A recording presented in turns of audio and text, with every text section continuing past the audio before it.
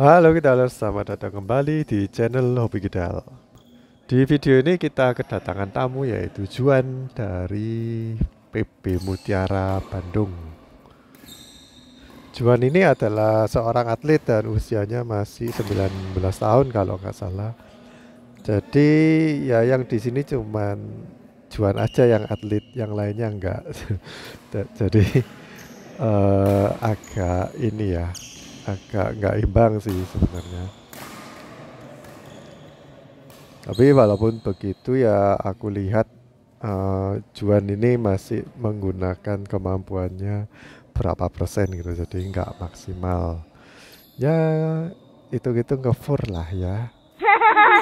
Kalian lihat sendiri cara mukulnya pun juga beda ya. Kalau kalian bisa mengamati dengan baik, pasti ngerti lah bagaimana pukulannya seorang atlet dan bukan atlet atau mungkin yang otodidak, pasti beda. Kadang kita itu ngayunin lengan sekeras mungkin tapi hasilnya itu nggak keras. Kalau atlet cuman disentuh gitu aja bolanya bisa sampai belakang. Jadi beda ya, karena mereka sering training dan mungkin tekniknya juga benar sih. Maksudnya lebih bagus tekniknya daripada kita-kita yang belajar-belajar sendiri. Barusan bolanya out tapi aku nyanyil atau lancang, jadi ya nggak dapat poin kita.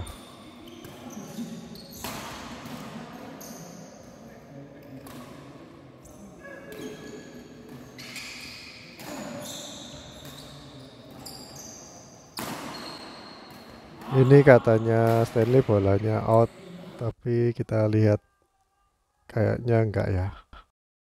Kalau dari Juan sih bolanya itu cepet-cepet, tapi kalau dari Tito itu lambat. Jadi agak sulit juga kita kalau main gantian ngasih ke Dito terus ngasih ke Juan. Timingnya itu beda soalnya apa ya namanya, pace itu kayak tempo ritmenya itu beda kalau kita mainnya gantian kayak gini.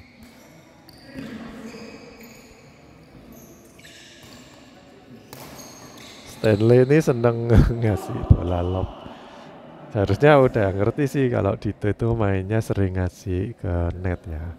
Tapi kalau sama Juan kan ya nggak ada yang pernah main sebelumnya, jadi kita nggak nebak-nebaknya masih belum bisa. Dan kalau atlet sih bakal susah ditebak soalnya ya kayak nggak ada kelemahannya. Oke, di video kali ini aku kasih judul incar yang muda, jangan incar yang tua. Ya nggak apa-apa, jujur aja usiaku sama usianya Juan tuh nggak ada separuhnya dari usiaku. Dan kalau misalkan kita sering ngasih ke Dito ya memang karena karena Dito yang paling lemah dari pihak lawan ya, jadi kita memang banyak kasih ke sana. Tapi walaupun begitu sebenarnya ini settingan yang bagus sih, soalnya aku meskipun tahu kemampuannya Juan itu ya di atas rata-rata kita main ya, tapi aku juga ingin untuk ngetes diri sendiri.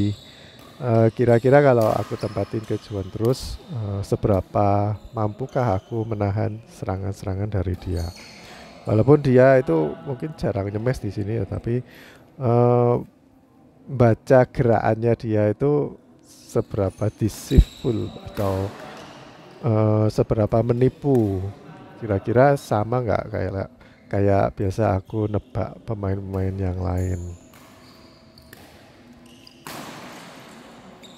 Nah kayak gini kan temen-temen tuh biasanya kalau dikasih backhand balesnya jarang ada yang ngasih backhand keras atau backhand smash ya. Tapi kalau kita ngasih backhandnya ke Juan, baliknya itu bisa drive keras banget gitu.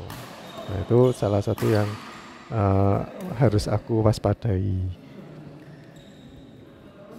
Jadi aku main di sini juga sekalian belajar ya. Nah kayak gini di saut-saut, oh ternyata dia suka nyaut atau suka serobot ya. Jadi lain kali aku harus lebih hati-hati. Dan cukup sekali aja kalau kalian digituin. Cukup sekali aja, nggak usah selalu dibuang ke kiri lagi, tapi dibuang ke arah sana tapi lebih tinggi dan lebih hati-hati aja.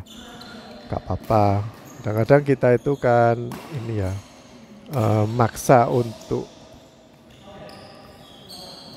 nyerang salah satu lawan, tapi ternyata kita jadi mati-mati sendiri. Soalnya kadang ada gerakan yang kita udah biasa kalau mau nyemes misalkan selalu smash silang gitu, tapi kita maksa untuk nempatin ke smash lurus gara-gara pingin ngincer salah satu dari lawan. Nah itu yang perlu kita hindari ya. Jadi kalau kita main sama lawan yang satu jago banget, yang satu nggak seberapa bisa main gitu ya, kita jangan ngasih, kalau mau belajar ya jangan ngasih ke yang nggak bisa terus. Kita beraniin aja nantang mereka yang lebih jago gitu. Kalau aku lihat Juan ini anaknya juga sopan, baik dan juga senyum atau ramah gitu. Karena ada anak yang mainnya bagus tapi sombong, terus angkuh, suka nyemes dan nyerang-nyerang lawan. Ya ada sih macam-macam orang kayak gitu. Tapi kalau sama Juan sih aku rasa baik-baik aja dia. Dan kalau kita main kayak gini tuh enak gitu suasananya, kita bisa belajar. Bicara tentang diincar, waktu gamenya ini udah berakhir, Dito sempat ditanyain sama Ko Jimmy, katanya Dito ya sama anak-anak aku diincar. Sebenarnya aku nggak bermaksud mengincar loh. Ya otomatis kalau misalkan aku ngincer ya Dito yang servis terus langsung aku balikin ke Dito lagi, berarti itu kan ngincer toh. Jadi langsung net kill atau gimana, pokoknya dikembalikan ke belakangnya Dito atau gimana. Tapi kita kan nggak habis Dito servis kita kembalikan ke ruang yang kosong. Ya intinya yang jauh dari Juan dan jauh dari Dito lah. Dan kalau kita dikasih bola tanggung, lebih baik smash lurus atau lebih baik smash silang. Nah itu kan tergantung situasi ya. Tapi lebih banyak kemungkinan kita dapetin poin dan lebih keras atau lebih tajam kalau kita nyemesnya lurus. Nah kebetulan kalau Dito yang ngangkat bola lurus, ya kita pasti smashnya lurus lah, soalnya lebih keras. Dan itu kan bukan berarti ngincer, karena kamu nempatin bolanya lurus. Jadi ya begitu, memang cara kita mainnya di mana-mana juga gitu, bukan berarti kita itu ngincer kamu. Lalu waktu Dito misalkan jaga di belakang, dia sering kasih drop shot dan kita lob lagi ke belakang kiri, belakang kanan. Nah kayak gitu kan harusnya Dito yang lari-lari kiri kanan gitu. Nah kalau merasa diincer dan memang nggak bisa backhand atau mungkin pukulan lainnya kurang keras, ya itu ya bukan berarti kita ngincer gitu. Ya kadang-kadang aku tempatin ke tempatnya Dito, terus Dito nggak bisa ambil, terus aku lama-lama ya juga sungkan ya. Coba kita ulangi videonya ya di slow motion sedikit. Stanley dan aku ini masa ngincar Dito sih, kan enggak, itu kita tempatin di tengah, harusnya kan Dito bisa ambil tapi nggak mau ngambil, ini cuma noleh aja nggak ngambil. Terus Juan yang lari pontang-panting kiri kanan di belakang. Memang tugasnya pemain belakang begitu. Di sini Stanley tuh ngasih ke belakang ya. Memang paling gampang kalau kondisi bola di situ ya memang di lob. Dan itu harusnya tugasnya Tito yang jadi pemain belakang kalau lihat Juan maju. Nah itu bukan berarti ngincer bagiannya Tito kan. Ya gimana ya. Memang tugasnya itu harus dibagi antara kamu dan partner. Kalau partnermu maju, kamu harus ready di belakang. Juga sewaktu misalkan kamu ngasih net silang tapi kondisimu udah nggak bisa ngejar bolanya, Nah itu partnermu juga harus maju sih, backup yang di depan, soalnya temenmu kan nggak bisa lari ke sisi satunya gitu. Jadi kita lebih banyak kerjasama ya. Kalau kamu garai ngasih bola ke Juan terus ya kayak gini nasibnya. Jadi Stanley tahu-tahu di smash. Nah itu memang strateginya memang kalau dari aku begitu. Jadi ngasih ke ruang kosong atau ruangan yang nggak gampang dijangkau oleh Juan. Kalau di ruangan yang kosong atau yang jauh dari Juan ada Dito, ya harusnya Dito yang ngambil, dan itu bukan berarti diincer. Masa dikit-dikit bilang diincer, kan kamu nggak main dong kalau alasannya gitu terus. Nah aku senengnya dari permainan ini ya, jadi buat Dito sendiri dia jadi tahu kelemahannya itu di mana. Kalau merasa diincer ya berarti ada sesuatu kekurangan di situ. Nah ini, jadi waktu Juan servis kan aku ngasih ke daerah kanan itu langsung diserobot sama Juan. Nah ini aku langsung cepetin atau lebih tinggiin, jadi nggak bisa gampang diserobot sama Juan. Jadi kamu kalau ngasih bola satu kali sama lawan diserobot atau di apain, pokoknya cepet mati, harus lebih hati-hati. Bukannya nggak boleh diulangi nggak apa-apa.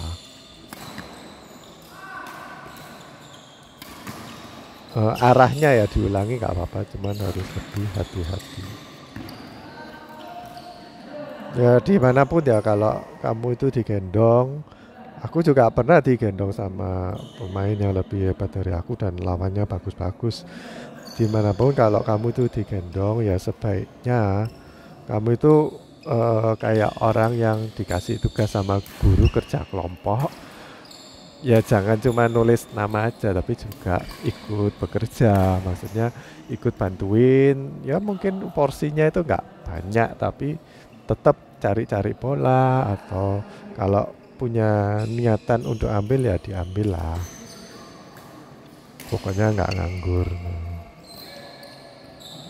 Kalau aku lihat ya dari Juan bolanya itu sering ngarah ke Stanley, dan memang kayaknya ya umurnya itu masih dekat lah ya antara Stanley dan Juan. Kalau sama aku sih ya Juan manggil aku Om, jadi ya dia udah tahu kalau aku beda jauh umurnya sama dia. Makanya aku nggak diincer. Nah itu main yang benar sebenarnya kayak gitu. Ya kalau kita tahu lawan itu, khususnya di pertandingan yang kayak gini ya, kayak fun game gitu. Kalau kita tahu lawan kita itu mainnya nggak seberapa bagus, ya jangan ngincer ke dia terus. Nanti ya selain yang partnernya juga nggak suka, tapi kita juga kan perlu belajar sesuatu ya dari yang lebih pinter itu. Kalau bagiku sih menang itu bukan segalanya. Mungkin di game ini kita kalah tapi kita dapat ilmu, ya aku lebih seneng kayak gitu daripada harus menang dalam satu permainan tapi aku gak dapat apa-apa. Untuk kedepannya kalau aku ketemu lawan yang lebih bagus mainnya, itu ilmunya nggak nyampe ke aku gitu.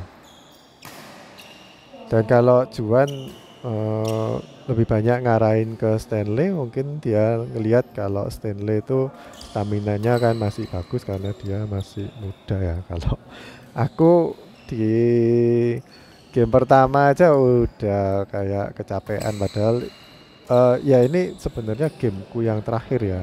Aku udah 2 kali main, yang satu gendong juga. Ini game yang ketiga, jadi udah keret-keret kayak sisa-sisa ini tenaga. Nanti di game berikutnya, maksudnya setelah pindah tempat, aku tambah bakal capek. Dan Stanley kayaknya pingin ini ya, lebih banyak cover, soalnya kepingin menang juga. Tapi dia jadi kecapean juga, jadi dua orang capek, sama-sama capek.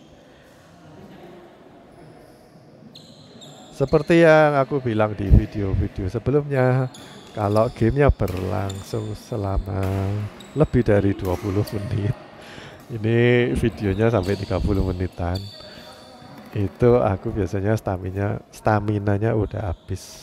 Jadi ya, ya, alasan lagi. Ya begitulah, yang penting aku enjoy dan bisa belajar banyak dari mereka, khususnya dari Juan ya. Kalau aku sih partneran sama yang lebih pintar, aku langsung jujur aja. Misalkan aku kayaknya diincar gitu ya, terus aku langsung jujur aja bilang ke yang gendong aku, tolong aku di cover di daerah ini soalnya aku lemah di daerah sini. Nah kalau kayak gini masa aku ngincer Dito, ya itu kan salahnya Dito aja. Soalnya ngasih bola nanggung. Terus ya masih bisa dikembalikan loh sebetulnya sama Dito. Cuman mau bantu gimana kan ya nggak bisa kalau kayak gitu. Karena kamu kembaliinnya lurus-lurus saja, jadi ya bolanya bakal kembali ke kamu. Tapi misalkan aku nyemesnya ke arahnya Juan, terus sama Juan dibalikin ke belakangku, nah itu kan menyulitkan aku sama Stanley ya. Jadinya aku malah yang mati nanti.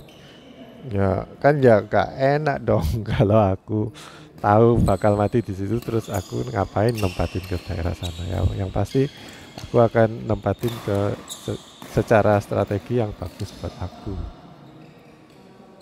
Ya kalau mau ngincer aku tuh gampang, soalnya kamu kasih bola yang cepet-cepet kiri kanan gitu ya udah aku gak bisa lari. Soalnya udah gak sefleksibel dulu waktu muda.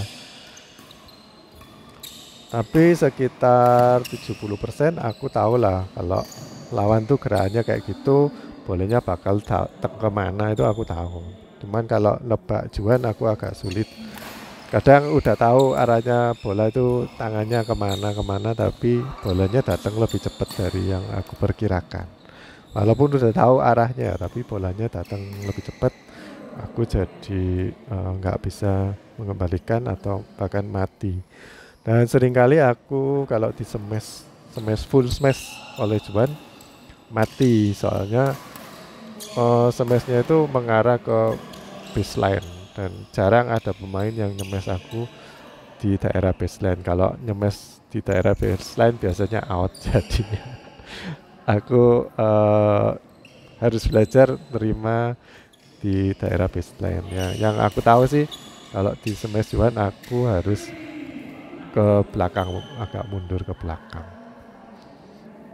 biar timingnya lebih pas, kan bolanya lebih lambat ya. Tapi itu nggak efektif soalnya Juan juga mainnya nggak selalu nyemes, kadang-kadang ngasih ke drop shot, jadi aku bingung juga. Coba kalian lihat di sini bolanya dari Juan kan diarahkan ke Stanley. Apa itu berarti Juan ngincer Stanley? Kan belum tentu. Apakah karena Stanley kalau dikasih bola-bola kayak gitu cepat matinya? Kan juga belum tentu. Jadi kita ngasih pengembalian tuh ya lihat-lihat situasinya lah ya. Kalau aku lihat formasinya Dito sama Juan ini ya termasuk efektif, soalnya Dito mainnya itu lambat, cuma di blok-blok, the drop shot, tapi Juan mainnya cepat. Kadang-kadang buang bola ke belakang, kadang-kadang di drive dan sebagainya. Jadi kalau dikombinasikan, aku sama Stanley jadi tambah keteteran. Soalnya bolanya tahu-tahu cepat. Kadang cepatnya ke aku, kadang cepatnya ke Stanley, tahu-tahu kena Dito, terus sama Dito di blok ya. Kita bingung soalnya karena kalau aku sih ya, habis dikasih belakang terus dikasih depan, maju itu ya sulit. Coba kalian amati lagi rally ini. Sama Stanley dibuang ke belakang ya memang wajar sih kalau kayak gitu. Jadi Dito harus siap untuk ngasih lob. Terus aku langsung udah bisa reading, langsung aku smash dan aku kasih ke depannya Dito. Dan itu memang resikonya Dito sih. Karena aku udah sering bilang di video sebelumnya, kalau kamu ngasih net tadi kan Dito habis aku smash terus dia ngeblok ke arah net, ya itu bola berikutnya Dito yang ambil, Juan nggak bisa apa-apa. Nah, lihat-lihat walaupun atlet juga pernah atau bisa melakukan kesalahan, nggak selalu pukulannya bagus, cuman persentasenya ya mungkin dia 90%, 95% bahkan bisa mengembalikan bola dengan baik, sedangkan kita banyak errornya, sekitar 60% aja mengembalikan bolanya dengan baik. Nah, itulah bedanya. Kalau aku sama Stanley sih memang jarang ini ya, jarang partneran, jadi agak bingung juga sih. Cuman karena aku dan Stanley itu merupakan pemain yang ya punya dasar basic yang lumayan bagus untuk ini ya rotasi, jadi jarang ada miskomunikasi. Sedangkan kalau aku lihat teman-teman walaupun digendong oleh partner yang bagus mainnya, sering tabrakan atau yang di lapangan sebelah ada yang raketnya benturan sama yang pemain yang satunya yang lebih pinter.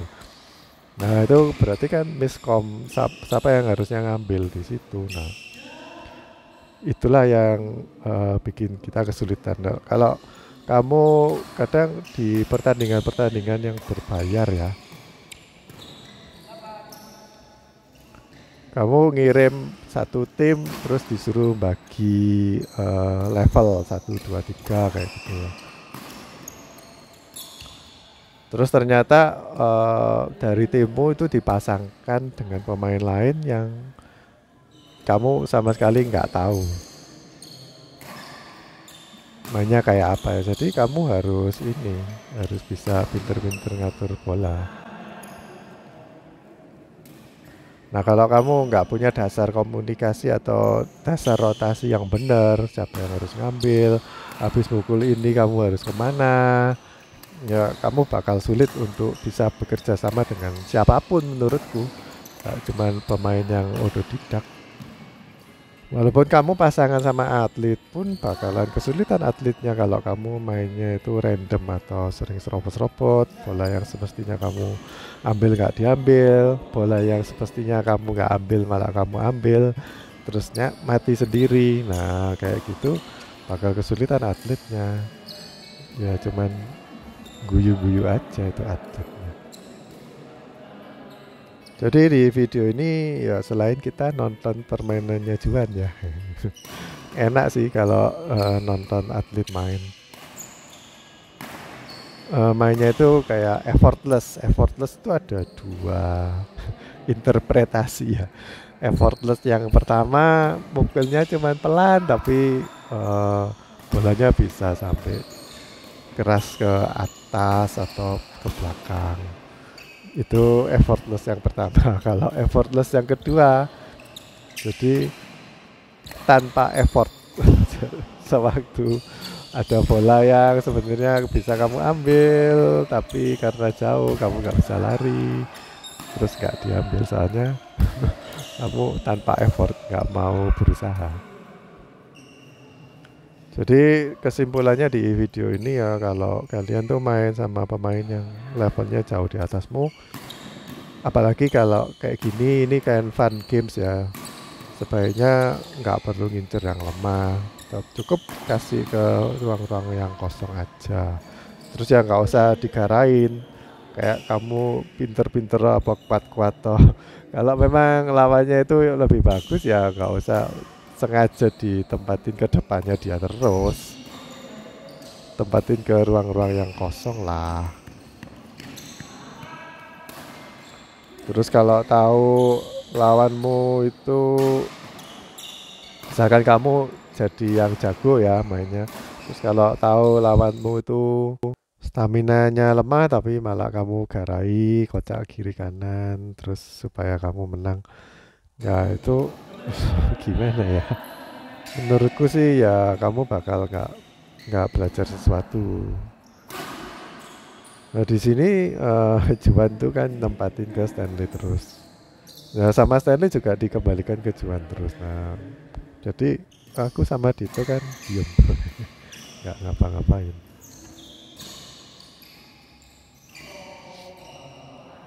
Ya intinya di game apapun yang kita lakukan harusnya kita itu belajar sesuatu baik dari partner maupun dari lawan.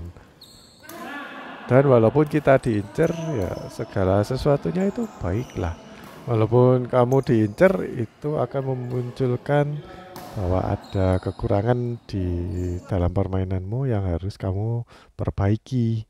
Kayak di sini Dito itu habis ngelop ya otomatis dia harus jaga depan belakang. Terus kalau mengira out di tempat yang sama 2 kali, kalian harus tahu bahwa kalau lawannya kira-kira 2 kali ngelop ke arah yang situ, terus masuk terus berarti lawan itu pukulannya akurat. Dan kamu sebaiknya nggak gampang-gampang untuk melepaskan bola walaupun kamu mengira itu out. Yang penting kamu terima aja daripada nyesel, apalagi kalau poinnya itu udah deket ya, deket game. Oke guys, aku rasa gitu aja sih cerita-cerita dari aku, bahwa sebenarnya kalau kita ngincer seseorang itu ya nggak baik, apalagi kalau kita tuh punya kesempatan untuk belajar uh, pada permainan orang yang lebih bagus dari kita ya. Ya otomatis kalau ngincer yang lebih bagus dari kita juga gak baik. Kalau ngincer dari yang mainnya itu gak seberapa bagus juga gak baik juga buat kita. Jadi saranku, selama itu fun game ya, bukan pertandingan yang perlu kalian menangkan untuk dapat hadiah atau gelar.